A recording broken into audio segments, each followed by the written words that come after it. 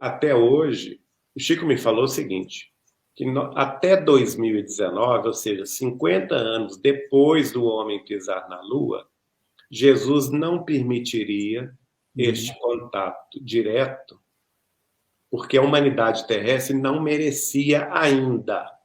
Legal. Porque nós estávamos entre 1969 e 2019 numa prova de fogo, que era Sim. a prova do autoextermínio, da Terceira Guerra Mundial. A gente só ia ganhar mérito se a gente vivesse esse período de 50 anos sem guerra nuclear, sem a Terceira Guerra Mundial. Felizmente, nós conseguimos vencer essa prova. E o Chico, em 1986, vai me dizer: se a humanidade vencer esta prova, aí Jesus vai permitir, finalmente, que as civilizações extraterrestres, que já convivem conosco, nos protegendo, nos orientando, porque 90% delas são mais evoluídas moral, ética e espiritualmente do que nós. E tecnologicamente, né? E tecnologicamente, 90%. Mas elas não tinham autorização de Jesus de se apresentar abertamente ao povo.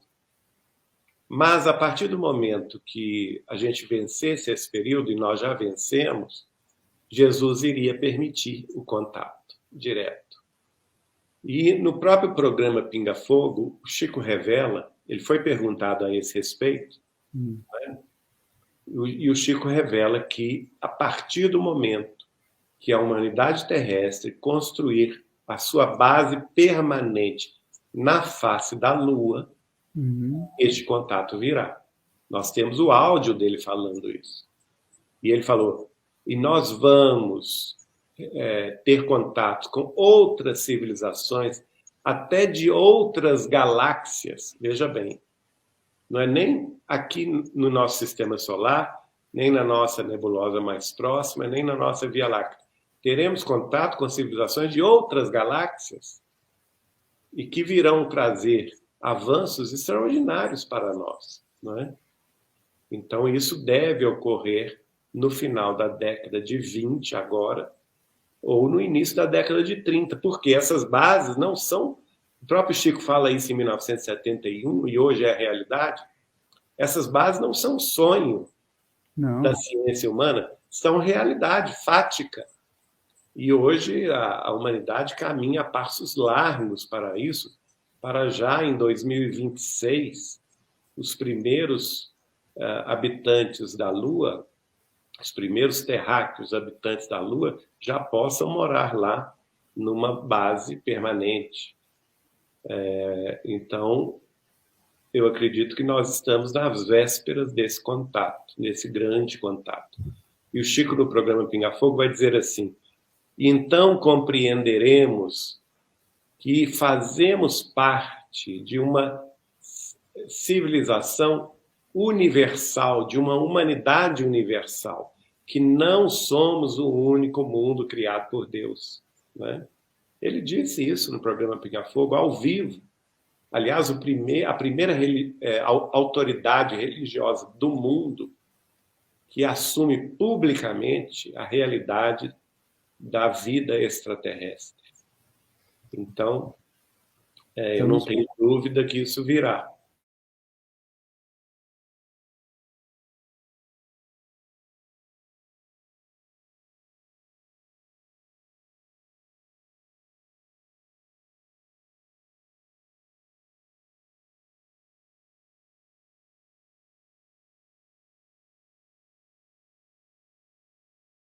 Legal.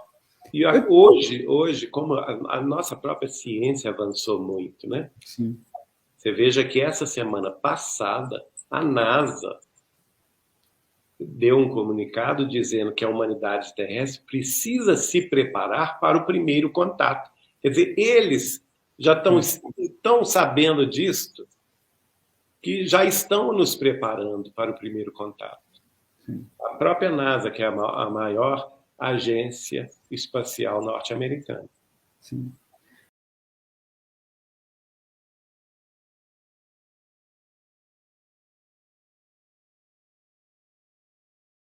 o Chico falou comigo, olha, Geraldinho, a gente não tem ideia.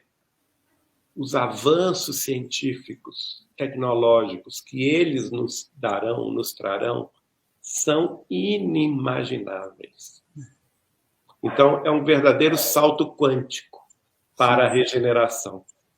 E isso, nos próximos anos, é uma mudança de paradigma.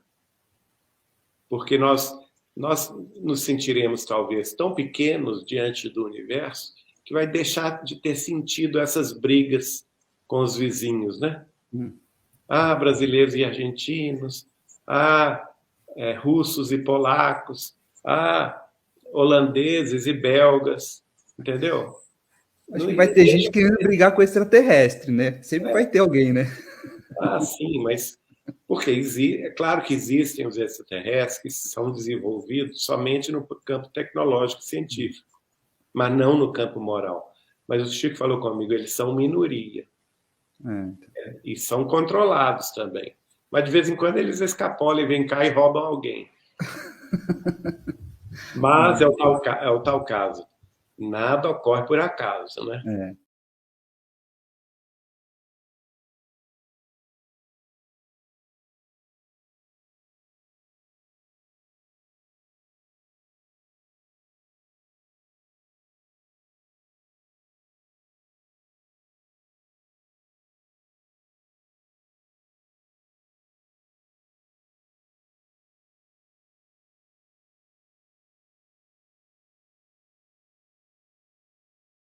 Exposto por Kardec, o Livro dos Espíritos, Pluralidade dos Mundos Habitados, é um dos 14 princípios básicos da doutrina espírita.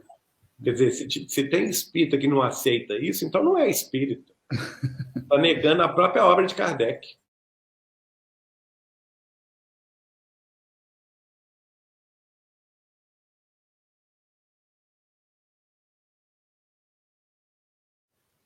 Já aconteceu algumas vezes. E repetiu, inclusive, esse avistamento na semana passada, nesse final de semana passado. Então, eu acho que eles estão cada vez mais próximos, sim. E não tenho dúvida que era extraterrestre, ou que eles chamam de objeto voador não identificado. Tendo em vista o tamanho, havia aviões passando na região. Eu moro a 30 quilômetros de Belo Horizonte, na cidade de Brumadinho, bem no alto das montanhas. Então, a atmosfera é bem límpida, né? Não existe a poluição da cidade grande, porque é uma região do campo, praticamente. E nós estamos acostumados a ver os aviões que circulam, né? Não tem nada que se parece com aquilo. Era muito grande em relação ao avião, emitia um halo luminoso muito interessante, diferente, e parece que a minha impressão, que estava observando a grande Belo Horizonte, né? E inicialmente viajando a uma velocidade pouca, mas de repente desapareceu. A princípio, até nós ficamos pensando, é uma estrela ou não é uma estrela? Que a gente tem o céu estrelado, que fica muito bonito, dá para ver até partes da Via Láctea, né, quando está sem nuvem, sem nada. Aí eu fiquei comparando com as estrelas, mas ele se movia, né? Se movia, então, e até sumiu no horizonte. Quer dizer, não era avião de forma nenhuma. Então era um objeto voador não identificado. Justamente a primeira vez que nós vimos, depois de ver esse filme Clara, que tem tudo a ver com o nosso tema.